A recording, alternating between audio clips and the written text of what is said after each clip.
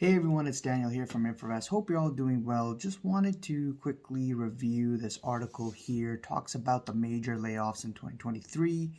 And we'll look at, it's funny, you know, just starting being the second week of January, we already heard a couple of companies report on layoffs that they're planning to do for 2023. We heard in 2022 there were a lot of also layoffs from key companies as well.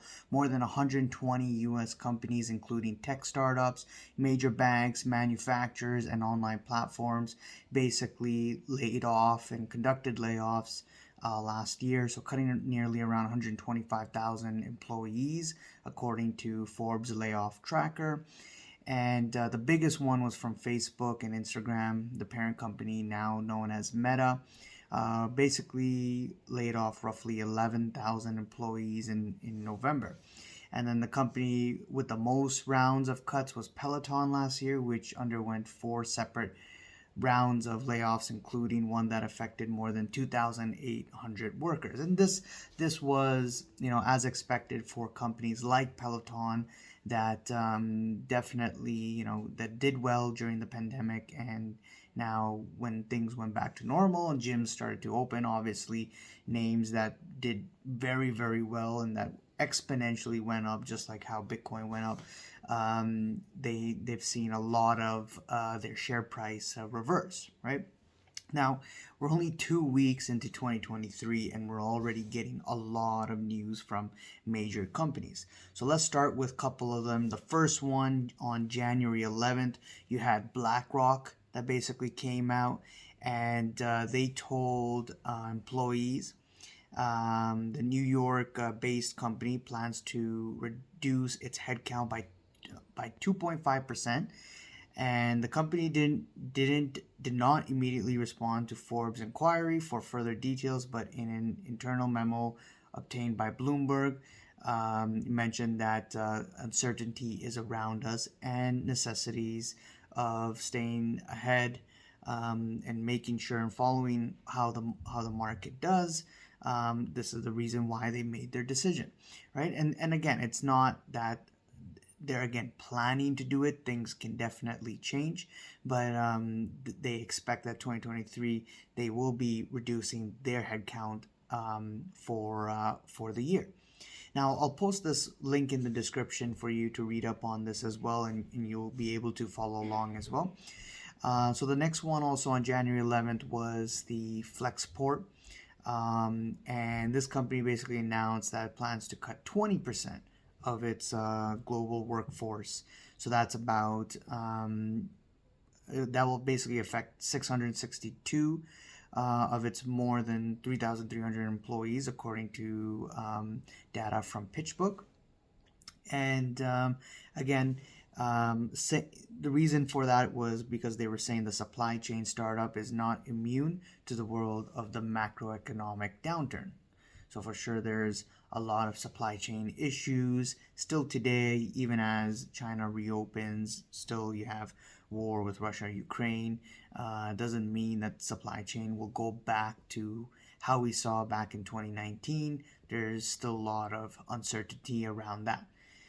The other one is January 10th. So Coinbase is one of the biggest crypto exchanges. So this was quite obvious that a lot of the crypto companies would also be facing a lot of pain. And they announced they plan to lay off about 25% of their workforce, so about 950 employees in the company.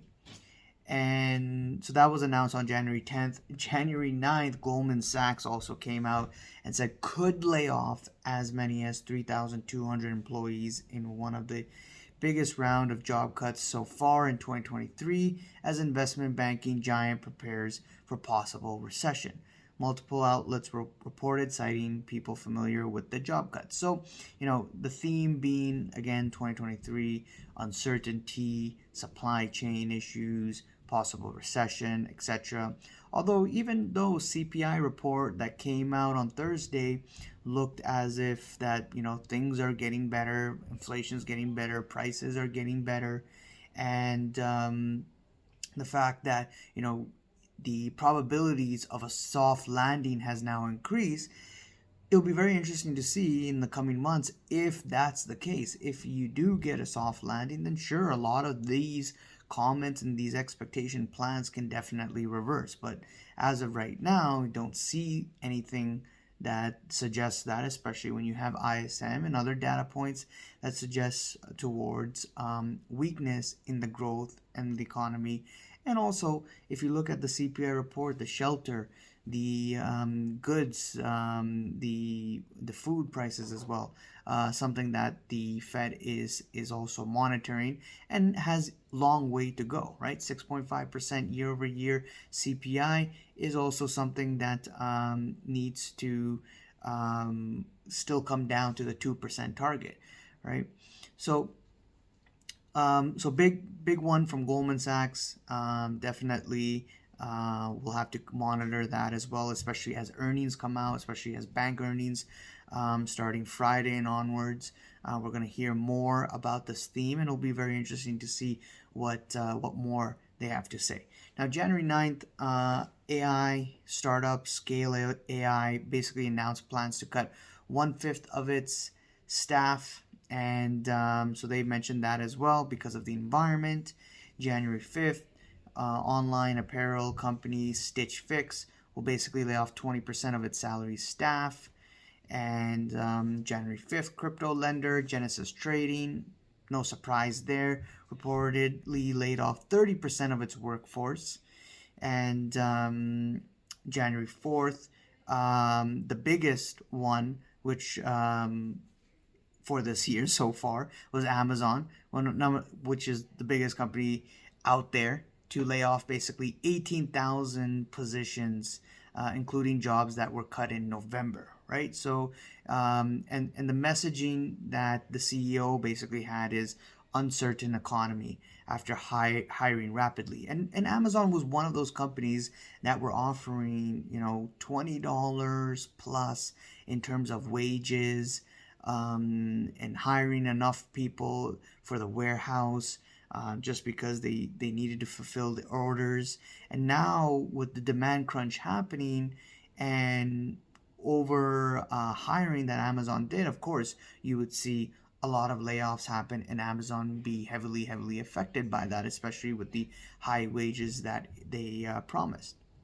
And this is what the Fed wanted to happen, really, is in order to get that unemployment rate to move up, and to you would need those layoffs to happen. And in order to get inflation tamed, layoffs would have to happen as well, to bring the wages component stagnant or somewhat coming down.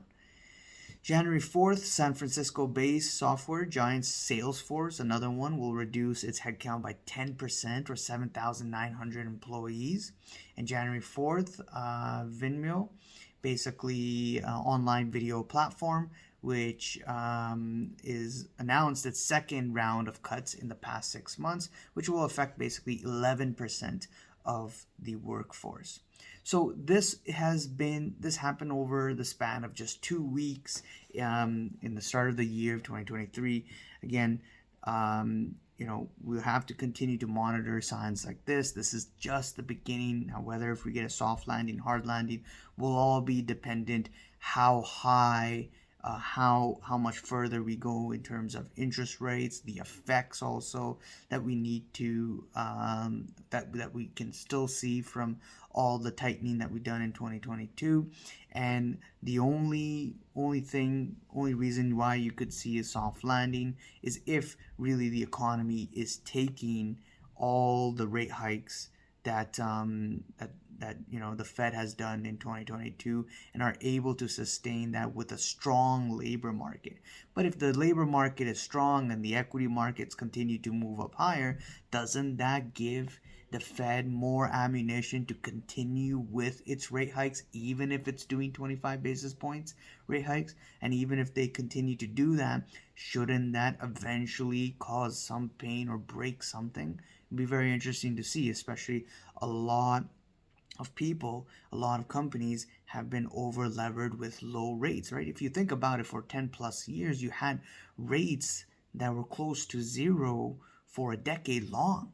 And then all of a sudden, you decide to raise rates from 0 to almost 5% or maybe even higher, and you're dependent, and you were dependent, and your strategies were dependent for a decade long on low rates. You can imagine a lot of these private equity firms, these leverage buyout firms, these firms that are dependent on low rates in terms of turning out a profit, would obviously find um, lower profits down the road, or huge risks down the road, especially if they're not earning anything, right? And we saw that already signs with the UK pension funds as well.